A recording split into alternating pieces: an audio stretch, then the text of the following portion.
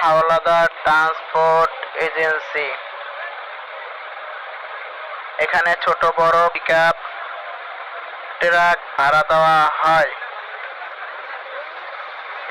বাংলাদেশের যে কোনো প্রান্তে অভিজ্ঞ লেবার দ্বারা নিজ দায়িত্বে বাসা বাড়ি, অফিসের মালামাল